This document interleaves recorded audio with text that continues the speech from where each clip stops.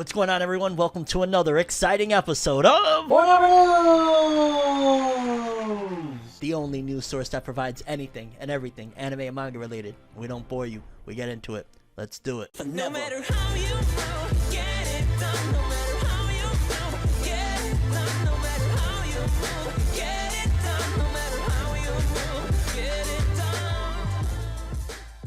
Okay, people, so first story of the episode, and I'm not gonna lie, it's somewhat of a massive upset. Now, y'all know that I always keep my finger on the pulse of what's going on in the world of manga in terms of what's next up, what's getting serialized, what legendary author or main prominent authors are returning, all of that good stuff. And there's a series in particular that is relatively new to Weekly Shonen Jump. It just started a few months back, and it's been going, I want to say strong, but it doesn't feel like that at this particular point, by the author of the manga that is currently about to get adapted with an anime, Hell's Paradise. The author, Yuji Kaku, now has a new series, Ayashimon, in Weekly Shonen Jump magazine. But, unfortunately, things aren't looking great, and to be honest with you, it's looking like, Ayashimon is flopping bad. It flopped, and it potentially could be up on the chopping block, and I'm going to give you guys all of the reasoning why. But before we get into that, just quickly wanted to remind people that 65% of people watching this right now aren't subscribed, and it really helps a whole lot with this channel and this show if you guys would hit that subscribe button, hit that bell to get all notifications. Takes a couple of seconds, and it really just helps out immensely so that I could continue to provide you guys with all of the latest updates on the greatest and all of that jazz in the anime and manga realm. Please hit those buttons, but let's carry on. Because the sales for the first volume of Ayashimon are out. There's actually already a volume out in stores, which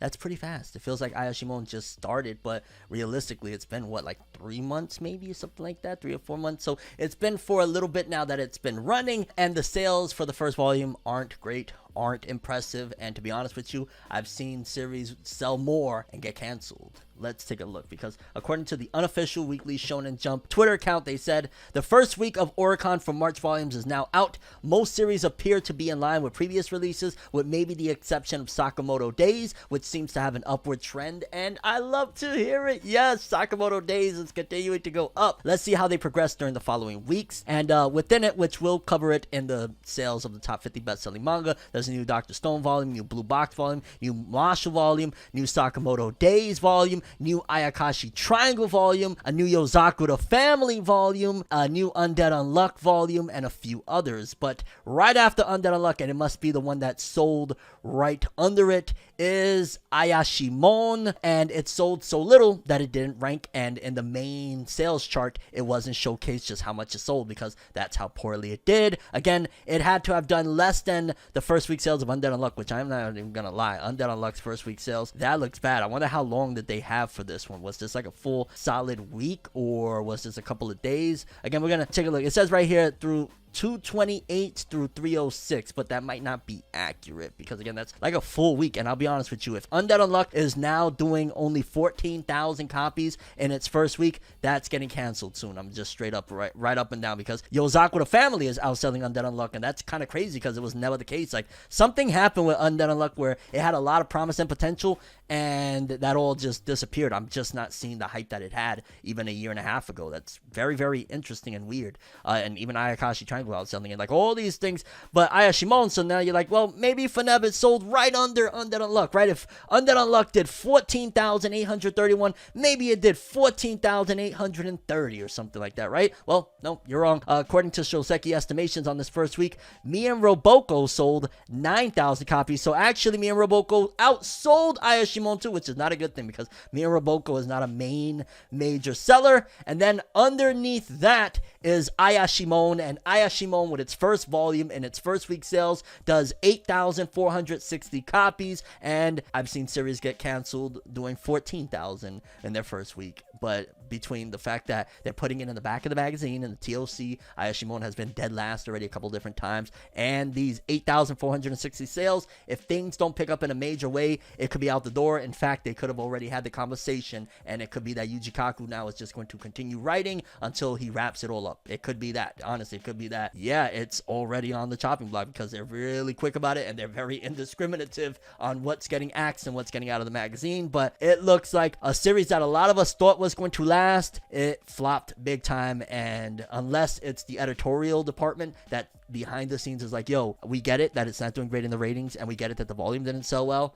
let's let it cook because we believe in it, because that's what happened, and I always got to reference it. That's what happened with Demon Slayer. Demon Slayer had no hype, like there was very, very small community, but aside from that, Demon Slayer really didn't have, it wasn't cutting the mustard, so to speak. Now Demon Slayer is the biggest thing in the world, so anything is possible, but Shonen Jump, they rarely give that luxury, and I don't know if they would afford that to Yuji Kaku with Ayashimon. I mean, you would think, considering he just did Hell's Paradise, and that's getting a Mappa anime, and it's pretty popular, but yeah, Ayashimon not looking great, and more than likely, probably gonna get canceled, which is kind of crazy, because it's looking like Doran, the series that started, I think, the week after Ayashimon, is actually getting positive reception and looking like it might survive. It looks like Ayashimon might get canceled and Doran will stay around, when realistically, between the two, from what I've read so far, Ayashimon is leaps and bounds better. And if anything, it feels like Doran started going more into playing it very safe into the confines of, all the tropes and stuff that you get out of shonen manga. Yeah, it's just kind of wild. Ayashimon looking like it's gonna get canceled. Crazy. And while we're on the topic of sales, let's hammer this one out real quick, because we got the top 50 best-selling manga volumes of the week, courtesy of Jose_Ke. Shout out to them, always providing so many awesome things in the anime and manga world of news. For starters, coming in at number 50 is 2.5 Dimensional Seduction Volume 13. What a way to start the charts, with 13,000 copies. Okay, then. Then we got, let's see, Tokyo Revengers Volume 25, another 14,000. Already broke the million. Cool stuff. Undead Unluck Volume 10. Okay, so the sales of what, if you just watched the segment prior to this one of things not looking great, the sales for Volume 1 of Ayashimon and everything that we talked about on that one was for 3 days. So still, even for Undead Unluck, in 3 days, 14,000 is not the greatest in the world. I'm wondering what a full week would have done. I'm guessing Ayashimon maybe would have done 15 at max, which isn't too bad, but in combination with the fact that they're putting it in the back of the magazine, and it's still not looking great. But yeah, Undead Unluck, its latest volume in 3 days, 14,000. That still doesn't look great. Likewise with Mission Yozakura Family's latest volume, volume 12, doing 15,000 in 3 days. It's outdoing Undead Unluck, which says a lot. I don't know what's going to happen with the future of Undead Unluck, but that's still not the greatest in the world. What the hell is at number 42? Bite Maker Osama no Omega volume 9, 15,000, bringing its total to 34,000, okay? And then rounding off 50 through 41, Jujutsu Kaisen volume 0 with another 16,000. So Jujutsu Kaisen 0, the film, still bringing in sales. Then let's go 40 to 31, and I'm not even gonna lie, I don't know if they're doing this on purpose, the translators, but I ain't reading some of these titles. Like number 40, S-Rank Monsters no Behemoth Dakedo no. I'm not reading all that, I'm sorry. No. I'll read 39 though, because why does that look like a young Gojo or some shit? Hikaru ga Shinda Natsu volume 1, 16,689 first volume. What is that? It says it's a seinen supernatural mystery, and I might have found something to read, because that sounds interesting. Art looks dope, character design looks cool. Okay, then we got moving forward, Jujutsu Kaisen at 36. Let's keep going up. All of these really long ass names that I'm not gonna pronounce, like Suterare da. No, we're not doing that. We're not struggling. I'm sorry, fam. Then we got volumes or places 30 through 21. Oshinoko volume 7, 23,000. Ayakashi Triangle volume 8, 24,000. In 3 days, Ayakashi Triangle, it's starting to become a hit. I mean, it's outselling by volume 8. It's outselling a lot of other contenders. So 24,000 in 3 days. It probably would have done maybe closer to 40 by a full week, which is not bad at all. Oh, another Railgun manga, volume 17, 9 days, 25,000 this week, bringing its total to 50,000. Dope. A Dragon Quest Dai no Daiboken, Yusha Avon. Okay, I think that's the Avon spinoff manga. 26,000 in 3 days. Dope. Jujutsu Kaisen, more in there. Gallery Fake, volume 36. Some of these manga be going forever. I've never even heard of Gallery Fake, and it has 36 volumes. My Hero Academia at number 22, with volume 33, bringing a total of 27 this week to bring it to, it's almost at 700,000, 691. Next week, it'll definitely break 700,000. Uma Musume Cinderella Grey volume 6, 27,000. Okay, then we got 20 through 11 places. Coffee and Vanilla Volume 19. That looks like a romance manga, maybe. Okay. Sakamoto Days Volume 6. 28,785 in 3 days. That's great. Sakamoto's continue to rise, and that's like one of the only newbies that is actually rising in sales. Moving up, Marshall in 3 days, 42,000. So Marshall is starting to simmer. I think in a full week, it would have done about 60, maybe 65 to even 70 possible. But I remember Marshall was doing 100K in a full-on week. So it's definitely starting to drop a little bit, while Blue Box is rising in 3 days. Volume 4 did 42,000. That's out of here. That's going to be the next one. It's doing great 4 volumes in, and its total sales right now is great as well. Then let's jump over to top 10. It's been a while since we've seen a new volume from Dawn to Dawn. In 3 days, 51,000. So it probably would have done anywhere from 60 to 80 in its full week. I'm guessing maybe 80 is a bit much. Maybe 60 to 70, maybe somewhere around there if it had its full 7 days, but that's still great, and Don Don's still awesome. It's been a little quiet, though. It's been a little bit quiet lately for Don Don. I want to hear a little more noise. I need to get back into it. At number 9, Kingdom Volume 64 with 52,000, bringing his total to 548,000. Kingdom, the author of Kingdom, he's so good. Yo, he's so good that he been eating forever, because mangaka, they eat off their volumes, and considering everything else failed around Kingdom, but the manga, and the manga's always sold well, he's been aight. We got some Bungo Stray Dogs in there, a Gundam manga. Kido Senshi Gundam Thunderbolt Volume 9. Okay, that's been going for a minute, yeah. Dr. Stone Volume 25 in 3 days, 75,000 basically, 74,988. So dope stuff there. Tokyo Avengers Volume 26, another 80K, 784,000 totaled for this volume in, 18 days? Doing amazing. Then we got Toilet Bound Hanako-kun, 88,000. God damn, in 9 days, 152,000. I told you guys, that thing has a fan base. That does. Then we got Aoashi Volume 27. It looks like it's a soccer manga, 105,000 in 7 days. And coming in at number 1 with, which that's kind of low considering it's only 3 days though, so I guess that makes sense. Kaiju number 8 Volume 6 in 3 days, 269,000. Kaiju number 8 usually does like double that. So again, maybe it could be also it's only 3 days. So a lot of these things feel, because it's only 3 days, I don't like judging them per se. Like I'm starting to come to that conclusion when I do these things of like, I don't want to necessarily be too harsh considering it's only 3 days. What about if on day 4, 100,000 people found out about it for some reason and ran out and got it? So I don't want to be too harsh with them. I think they all did aight numbers for the most part. I just wish that the sales were a better reflection, like we had a full-on week to be able to determine what they're looking like, but still phenomenal, and Kaiju number 8 still going strong. But yeah, people, those were the top 50 best-selling manga volumes of the week. Very, very nice list, to say the least. A lot of really dope stuff out there. Next up, let's talk a little bit about something that's been trending over the last few days that was actually very, I don't want to say disturbing, I don't want to say disgusting, maybe disappointing, but then if I was disappointed, it would mean that I had expectations that it wouldn't go this route, because essentially people are slandering Berserk and the late, great Kentaro Miura, and I caught wind of it a little bit later than when it was actually in action, because if it was in action, I probably would have spazzed the fuck out. You can't talk about a goat like Kentaro Miura, especially, he passed away, you out of your goddamn mind. But Kentaro Miura, like, he made Berserk. He made Berserk.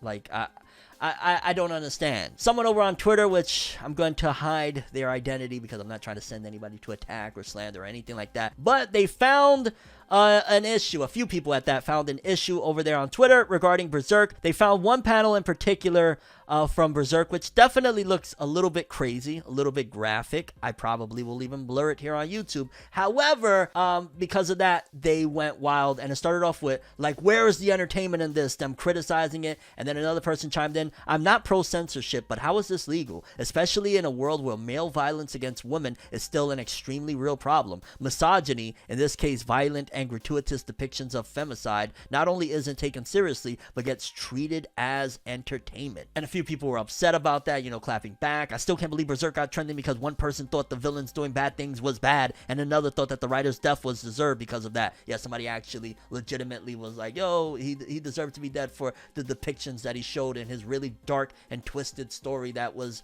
you know, entertainment.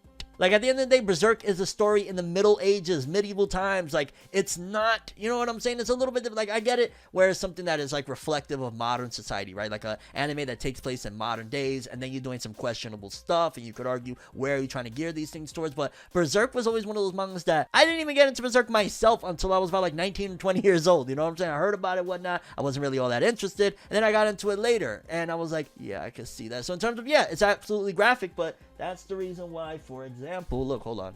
Let me just, right here. You see this Berserk volume? One of the reasons what they do is so that little kids don't have to see that panel. There's plastic, so that in the bookstores, people that shouldn't be reading this stuff won't be getting in focus. You see that?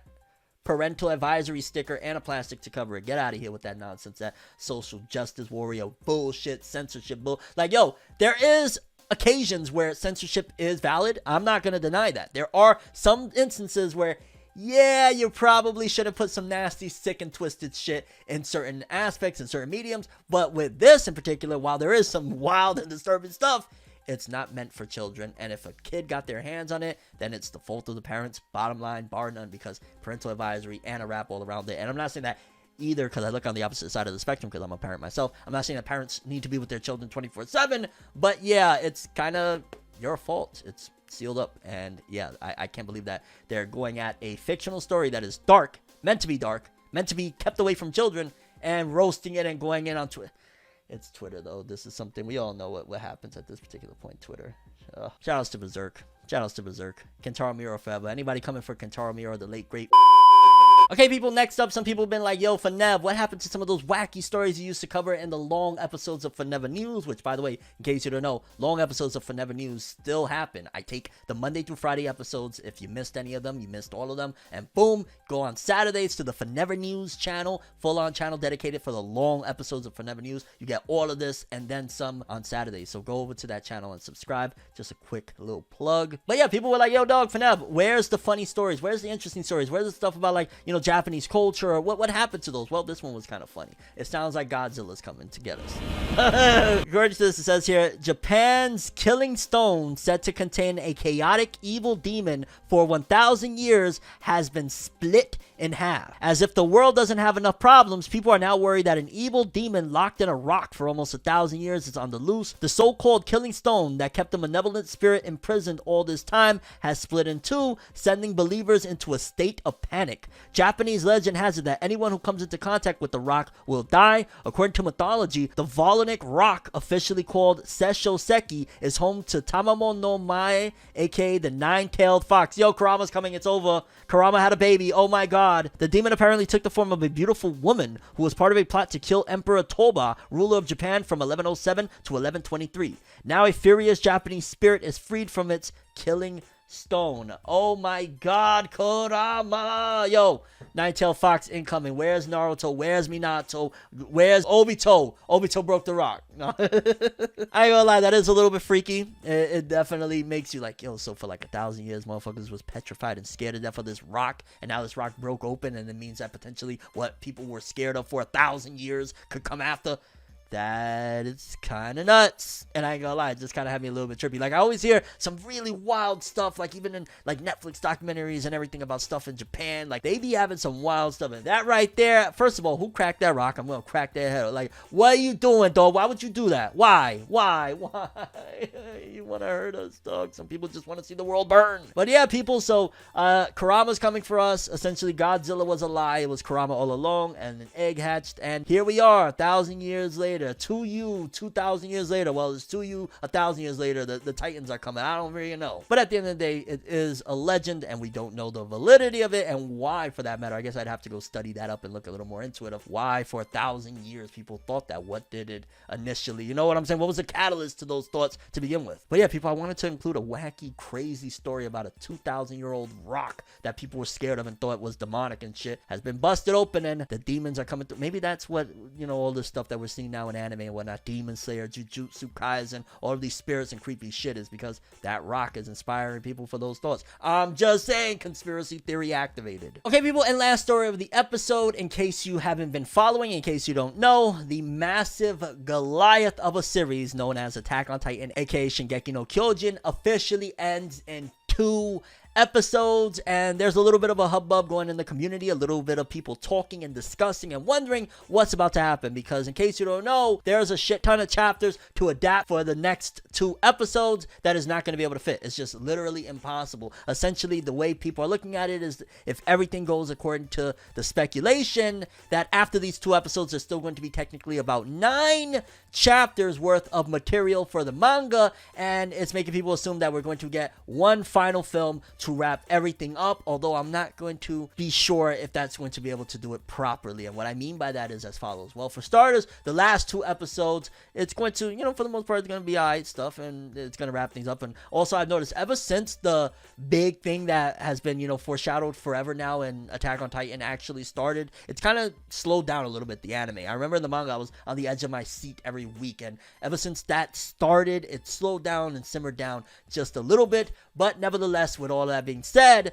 they're gonna have to cover a decent amount of stuff with the next 2 episodes, but there's no way possible that they could cover all of this. But also, right, with those 9 chapters, hypothetically speaking, they're going to do a movie, right? Let's just say, for example, it hasn't been confirmed, there's nothing, I'm just saying a hypothetical. They're going to go the route of, we're going to do a final film for Attack on Titan, and assuming that it has those 9 chapters. Here's the thing, those are 9 monthly chapters, which a monthly chapter would be about like 40 something pages, which feels like about 3 or 2.5 or 3.5, somewhere around there. It's like 2.5 to 3 chapters of weekly stuff, essentially. So you think about, let's just say, let's do the math, 2.5 chapters, 2.5 times like 18 alone, that's over 18, that's over 20 chapters worth of material that needs to be adapted into a movie. If I'm not mistaken, I think Demon Slayer Mugen Train film was like, what was it, 6 chapters? Maybe I'm totally off on that, but hey, 9 monthly chapters into a film. I guess there's also the thing to take into account that a lot of those chapters was straight up action that will translate within a couple of minutes. Like a full-on chapter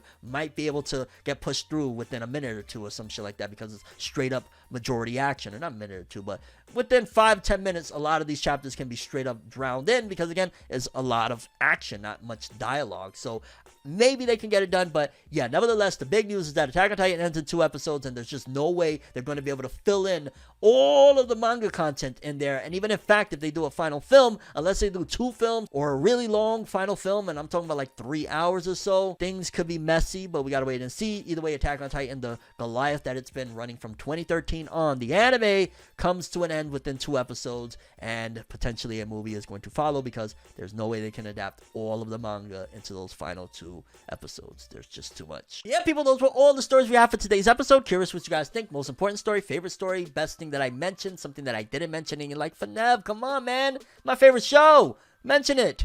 Let me know. That's all I have for this one, though. Thanks for watching. Hope you enjoyed. I'm ForneverWorld, and as always, people, have an awesome day. And remember the golden rule: anime and manga for life, boy. Have an awesome day. Peace, and you guys just watched another episode of FORNEVERNEWS. Have an awesome day. Don't forget to subscribe and hit that bell, dog. Do me that solid, yo. Do it. Go ahead. Have an awesome one.